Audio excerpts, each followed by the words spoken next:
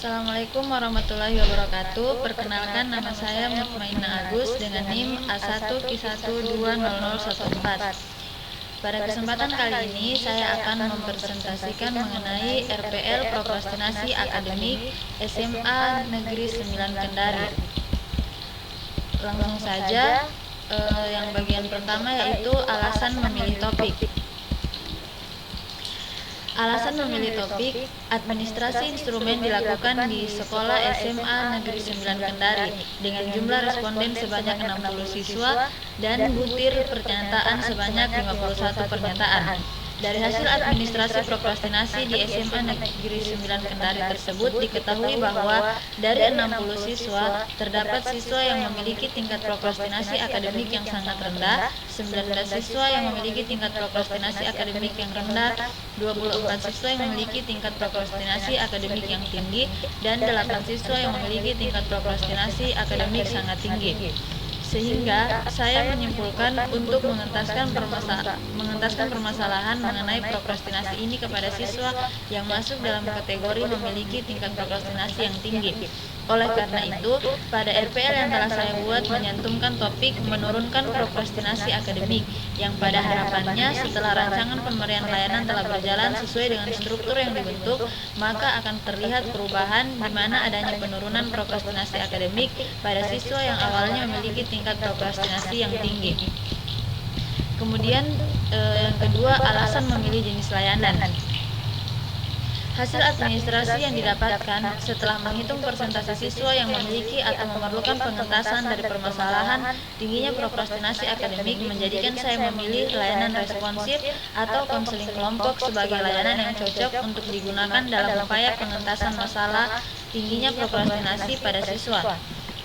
Yang dimana telah kita ketahui bersama bahwa kegiatan layanan responsif terdiri atas konseling individual, konseling kelompok, dan konseling krisis serta ditunjang oleh kegiatan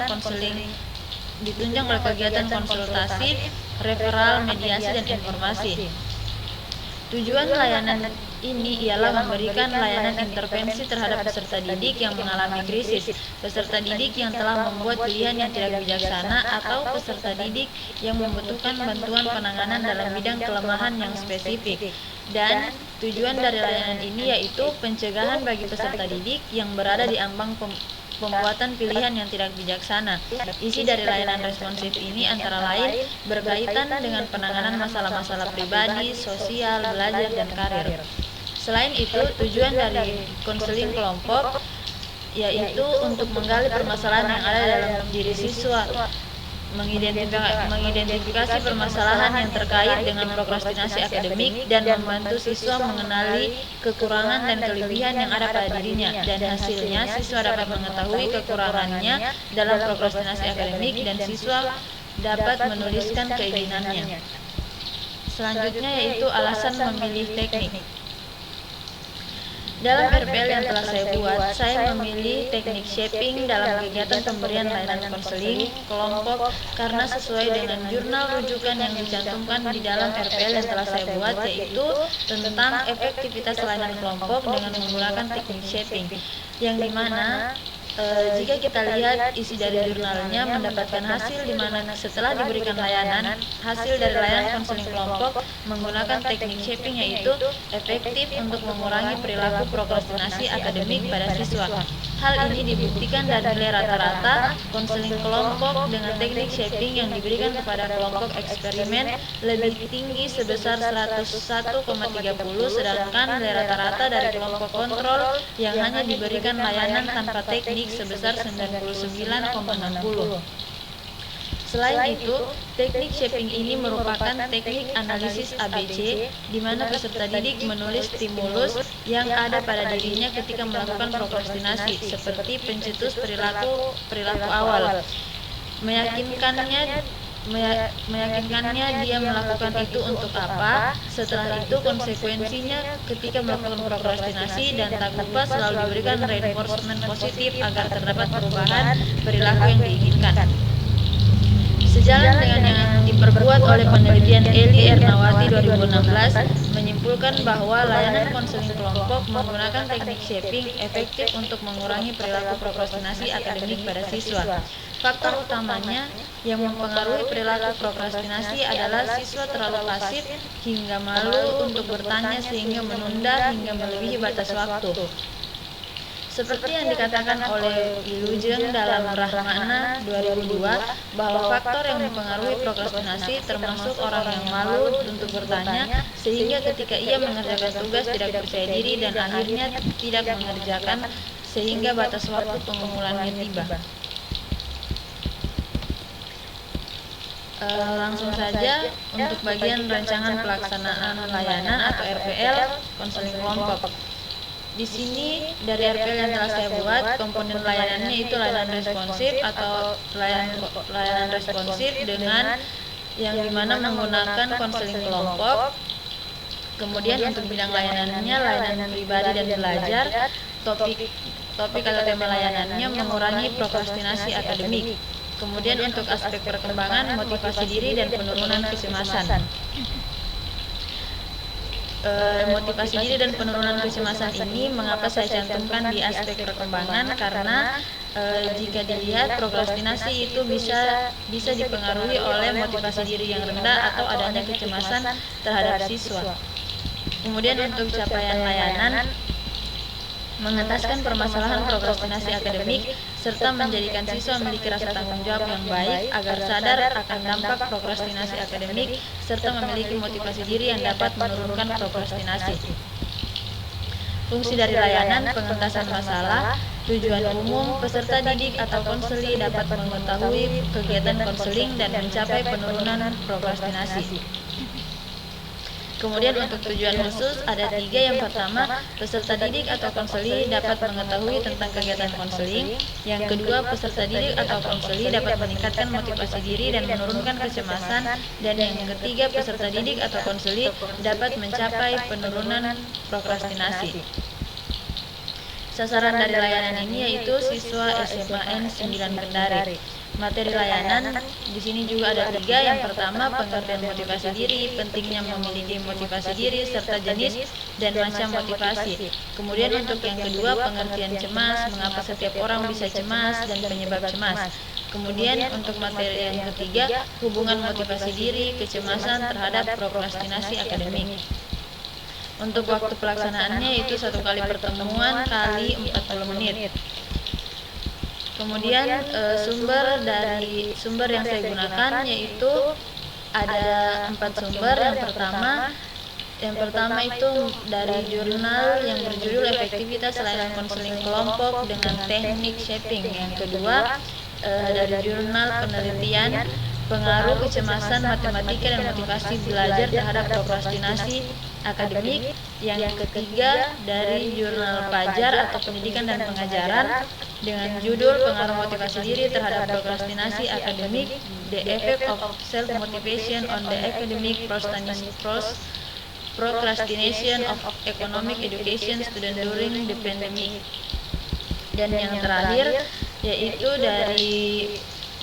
dari buku Model Inspiratif Layanan Bimbingan dan Konseling Sekolah Menengah Atas atau SMA.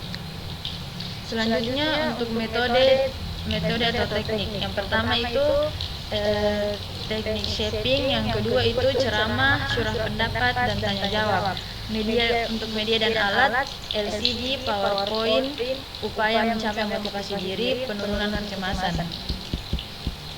Selanjutnya lanjut di bagian pelaksanaan. Yang pertama itu tahap awal. Bagian pertama pernyataan tujuan.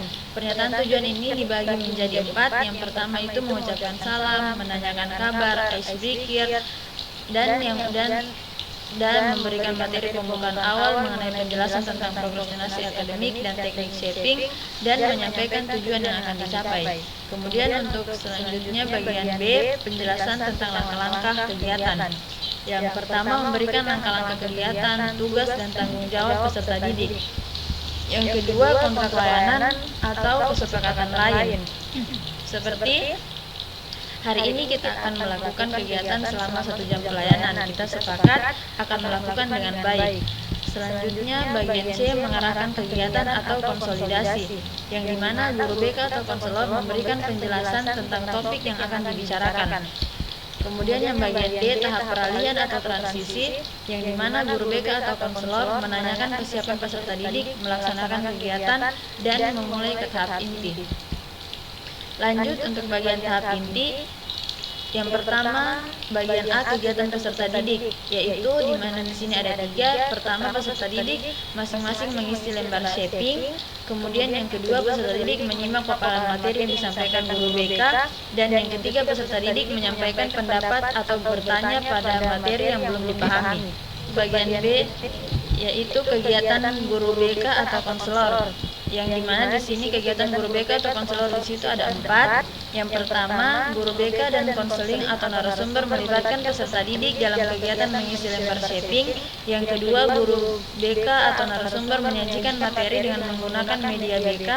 Dan yang ketiga, guru BK atau narasumber melibatkan peserta dengan cara bertanya tentang materi yang telah diberikan. Dan yang terakhir, guru BK atau narasumber menjawab pertanyaan-pertanyaan dari peserta. Kemudian untuk tahap penutup, di sini guru BK atau konselor memberikan penguatan terhadap pengalaman belajar peserta didik.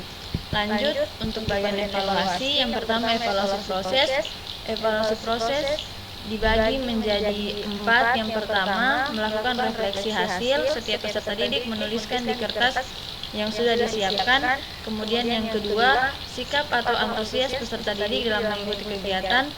Yang ketiga, cara peserta didik dalam menyampaikan pendapat atau bertanya. Dan yang keempat, cara peserta didik memberikan penjelasan dari pertanyaan guru BK.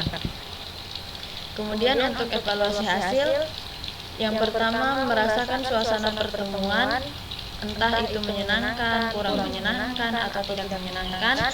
Yang kedua, atau yang terakhir, topik yang dibahas, entah itu sangat penting, kurang penting, atau tidak penting.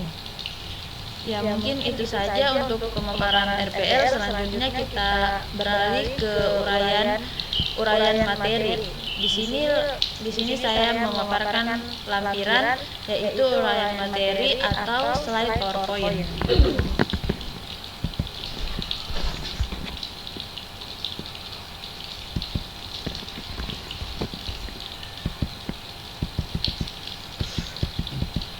Ya, langsung saja di uraian materinya, itu hubungan motivasi dan kecemasan terhadap prokrastinasi akademik. Langsung saja untuk yang pertama itu mengenai pengertian motivasi. Secara etimologis atau asal mula kata motivasi disinyalir berasal dari bahasa Latin movor, yang artinya gerak atau dorongan untuk bergerak. Arti motivasi diri sering juga disebut dengan motivasi hidup. Prinsipnya sama, sebab motivasi hidup juga merupakan dorongan dari dalam diri sendiri yang dipergunakan untuk mencapai tujuan hidup menurut Abraham Maslow. Menurut Abraham Maslow, motivasi diri merupakan hal yang bersifat konstan atau tetap, artinya tidak pernah berakhir, berfluktuasi dan bersifat kompleks. Motivasi juga menjadi karakteristik universal pada setiap kegiatan organisme. Lanjut untuk yang materi selanjutnya mengenai pentingnya memiliki motivasi. Pentingnya memiliki motivasi di sini ada 3. Yang pertama, motivasi sebagai pendorong perbuatan, yang dimana pada contohnya itu dalam hal ini motivasi berperan penting dalam melakukan setiap tindakan seseorang. Seperti awalnya seorang karyawan tidak ingin melakukan suatu pekerjaan tertentu, namun karena ia mengetahui dampak yang akan terjadi, maka sesulit apapun tetap dilakukan. Jadi, motivasi sebagai pendorong perbuatan ini dapat mempengaruhi tindakan apa yang akan diambil selanjutnya setelah merasakan dorongan di dalam diri. Kemudian, bagian yang kedua, motivasi sebagai penggerak perbuatan.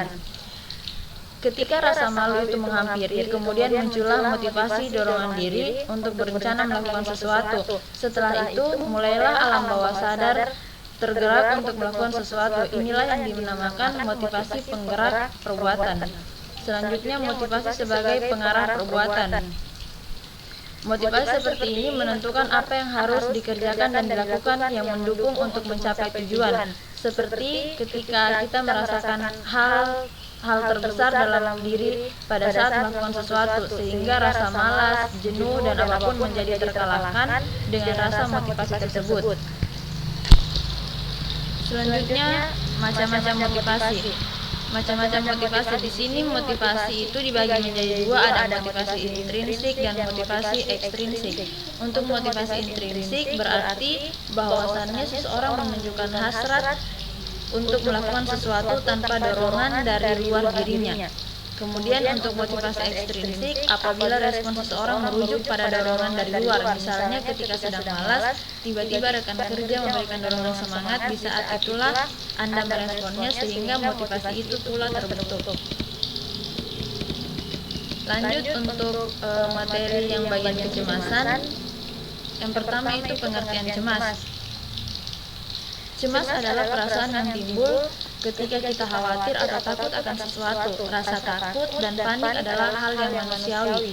Setelah beberapa waktu, kita biasanya merasa lebih tenang dan nyaman. Namora Lumonga Lubis tahun 2009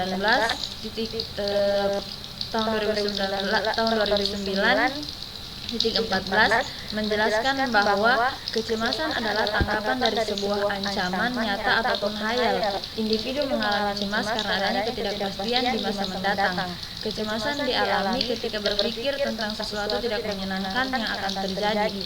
Sedangkan menurut Siti Sundari 2004-62 memahami kecemasan sebagai suatu keadaan yang menggoncang karena adanya ancaman terhadap kesehatan. Lanjut untuk penyebab cemas. Penyebab cemas di sini ada 3. Yang pertama, rasa cemas yang timbul akibat melihat adanya bahaya yang mengancam pada dirinya. Kecemasan ini lebih dekat dengan rasa takut karena sumbernya terlihat jelas di dalam pikiran. Kemudian untuk yang kedua, cemas karena merasa berdosa atau bersalah karena melakukan hal-hal yang berlawanan dengan keyakinan atau hati nurani, yang dimana kecemasan ini sering pula menyertai gejala-gejala gangguan mental yang kadang terlihat dalam bentuk-bentuk umum. Kemudian yang terakhir, kecemasan yang berupa penyakit dan terlihat dalam beberapa bentuk, yaitu kecemasan ini disebabkan oleh hal yang tidak jelas dan tidak berhubungan dengan apapun, yang terkadang disertai dengan perasaan takut yang mempengaruhi keseluruhan kepribadian penderitanya. Lanjut untuk hubungan motivasi diri dan kecemasan terhadap prokrastinasi akademik. Di sini, salah satu keberhasilan dalam pembelajaran adalah terkait dengan motivasi yang dimiliki oleh peserta didik. Menurut Sudarwan Danim, motivasi dapat diartikan sebagai kekuatan, dorongan, kebutuhan, semangat, tekanan, atau mekanisme psikologis yang mendorong seseorang atau sekelompok orang untuk mencapai prestasi tertentu sesuai dengan apa yang dikehendakinya. Kemudian, seseorang yang belajar berarti ia sedang berusaha untuk memperoleh pengetahuan baru agar terciptanya perubahan dalam diri seseorang. Perubahan yang terjadi tidak hanya pada penambahan ilmu pengetahuan, melainkan juga pada sikap, pola pikir, keterampilan, dan lain sebagainya. Oleh sebab itu, tugas dari seorang peserta didik adalah belajar, termasuk dalamnya itu mengerjakan tugas dengan tepat waktu, berusaha memahami maksud tugas agar dapat menyelesaikan dengan tepat tanpa meninggalkan pekerjaan tersebut. Namun, yang terjadi saat ini adalah banyak siswa maupun mahasiswa yang menunda-nunda untuk mengerjakan atau menyelesaikan suatu tugas. Hal tersebut dapat disebut dengan istilah prokrastinasi, yang dimana kita ketahui bersama jika seseorang tidak memiliki motivasi, maka akan timbul perilaku prokrastinasi dalam dirinya. Saat timbul perilaku prokrastinasi tersebut, maka seseorang akan menunda untuk menyelesaikan tugas yang diberikan sehingga akan berdampak terhadap dirinya sendiri. Seseorang yang tidak termotivasi untuk belajar, maka usaha yang dilakukannya tidak terstruktur seperti orang yang memiliki motivasi. Oleh karena itu, inilah hubungan motivasi diri terhadap prokrastinasi. Selanjutnya, kecemasan. hubungan kecemasan terhadap prokrastinasi, yaitu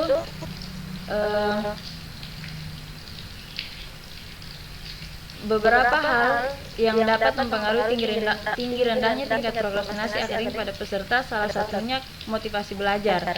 Motivasi belajar, dorongan-dorongan yang membuat seseorang melakukan kegiatan belajar. Akan tetapi, selain dari motivasi belajar, kecemasan juga dapat mempengaruhi prokrastinasi akademik. Di sini saya ambil contoh mengenai kecemasan matematika, yang dimana kecemasan matematika adalah kecemasan yang disebabkan oleh peristiwa yang berhubungan dengan matematika yang akan terjadi di masa yang akan datang. Kecemasan matematika menyebabkan penghindaran terhadap situasi yang berkaitan dengan matematika dan konten-konten numerik. Sama halnya ketika seseorang cemas akan pelajaran yang lain atau hal-hal yang lain, maka ia akan terus menunda-nunda dirinya untuk mengerjakan sesuatu yang berkaitan dengan pelajaran-pelajaran tertentu. Kemudian peserta didik yang mempunyai tingkat kecemasan yang tinggi akan cenderung menghindari situasi yang berkaitan dengan hal itu. Seperti halnya kecemasan matematika, yang dimana jika seorang siswa memiliki kecemasan terhadap matematika, maka ia akan selalu menghindari pelajaran matematika. Hal inilah yang menjadikan dia selalu menunda-nunda untuk mengerjakan tugas yang berkaitan dengan numerik. Karena penghindaran tersebut, peserta didik dapat memunculkan sikap untuk melakukan prokrastinasi terhadap situasi yang berkaitan dengan pembelajaran matematika dengan melakukan aktivitas lain. Hal ini tentu saja dapat merugikan peserta didik karena dapat berpengaruh pada hasil belajar matematika mereka akibat dari berprokrastinasi. Mungkin cukup sekian yang dapat saya paparkan mengenai RPL yang telah saya cantumkan dan lampiran-lampirannya. Saya akhiri dengan ucapan wassalamualaikum warahmatullahi wabarakatuh.